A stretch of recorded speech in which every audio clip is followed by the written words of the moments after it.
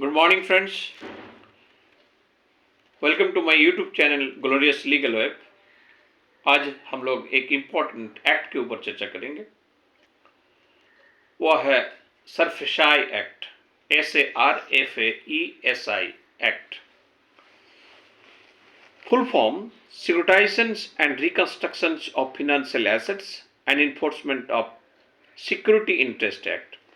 Friends, हम सब जानते हैं कि पहले बोरोअर्स किसी बैंक से या किसी फिनेंशियल इंस्टीट्यूशन से एक मोटी रकम जो है बोरो करने के बाद लीगल लेगुना के तहत भी और प्लानिंग के तहत भी लोग रीपेमेंट नहीं करते थे और वो बैंक के पैसा या फिनेंशियल इंस्टीट्यूशन के पैसा लेके भाग जाते थे या दबा के बैठ जाते थे। इस समस्या को हल करने के उद्देश्य से ही या फिनेंशियल इंस्टीट्यूशंस को एक पावर देने के उद्देश्य से ये सरफेसाई एक्ट लाया गया, जिसमें फिनेंशियल इंस्टीट्यूशंस को रिकवरी के मामले में काफ़ी पावर दिया गया है। तो आज हम लोग इसी में चर्चा करेंगे कि सरफेसाई एक्ट एक्चुअली है क्या। तो SARFAESI act allows bank to other financial institution for auctioning commercial or residential properties to recover a loan when a borrower fails to repay the loan amount। तो जब कोई borrower लोन अमाउंट रिपे करने में असमर्थ होते हैं तो कोई बैंक या फिनेंशियल इंस्टीट्यूशन उनके जो मॉर्गेज प्रॉपर्टी है, आइदर वो रेसिडेंशियल प्रॉपर्टी है या कमर्शियल प्रॉपर्टीज है, दोनों ही सिचुएशंस में दोनों ही प्रॉपर्टीज को उन्होंने ऑक्शन कर सकते हैं। यानी वो क्या करेंगे, अटैचमेंट करेंगे, ऑक्शन करेंगे और उससे जो है पैसा रिकवरी करेंगे।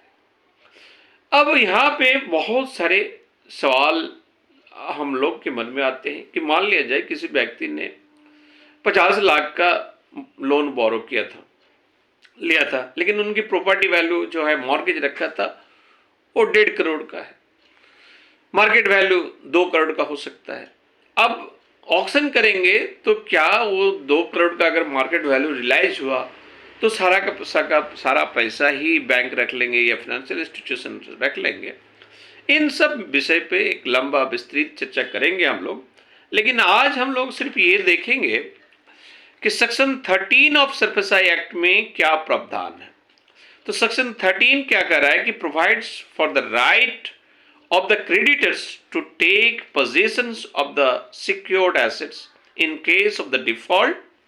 और सेक्शन 14 प्रोवाइड्स करता है, section 14 provides for the DM, that is the district magistrate, to assist the creditors in taking over possessions upon refusals by the borrower to hand it over। तो जब बैंक या financial institutions को लगता है कि ये जो हमारे NPA हो चुका है, डिक्लेयर हो चुका है, उनको सारा नोटिस सर्व कर दिया गया है, फिर भी उन्होंने पेमेंट नहीं कर रहा है, तो ये डेफिनेटली सेक्शन 40 के अंदर हमारे DM को उन्होंने से असिस्ट मांगेंगे और DM जो है प्रॉपर सिक्योरिटी के तहत उनकी प्रॉपर्टी को अटैच करेंगे। अब हम लोग देखेंगे कि हमारा एक कुछ टर्म्स को इस संबंध में जानना बहुत जरूरी है। वो क्या है, creditors, debtor, secured loan, unsecured loan, mortgage, actionable claim, non actionable claim. तो फ्रेंड्स, जैसे मान लीजिए कि हमारा क्या कहते हैं, हम बैंक से लोन लेते हैं, तो हमारी लोन जब हम बैंक से लिए तो हमारी लायबिलिटी हो गया, यानी बैंक हमारा क्रेडिटर्स हो गया। लेकिन बैंक हमको लोन दिया तो बैंक के लिए मैं क्या हो गया, डेटर्स हो गया। यानी ये बैंक हमको अगर 50 लाख रुपया दिया है तो ये 50 लाख बैंक अपने बैलेंस शीट में एज ए डेटर्स के रूप में दिखाएंगे कि हम फलाना आदमी से 50 लाख रुपया पाएंगे, ये नहीं। उसी तरह हम अपने बैलेंस शीट में दिखाएंगे, बैलेंस शीट में बैंक को, कि बैंक हमारा क्रेडिटर्स है, हमको ये अमाउंट पे करना पड़ेगा।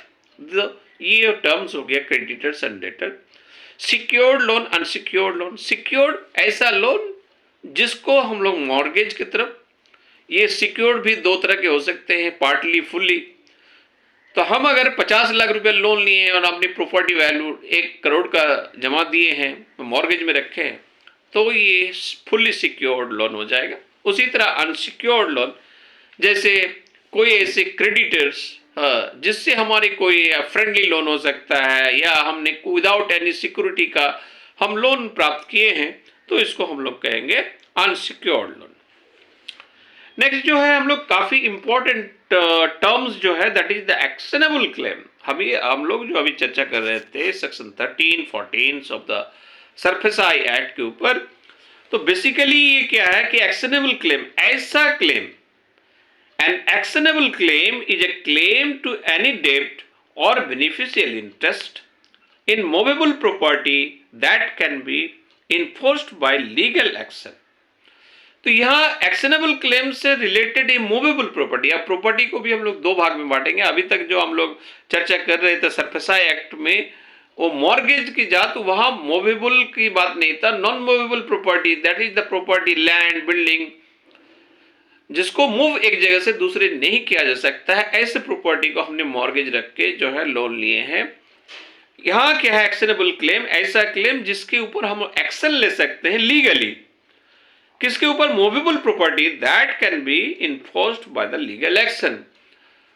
ऐसी प्रॉपर्टी जिसको हम मूव कर सकते हैं, एक जगह से दूसरी जगह ले जा सकते हैं।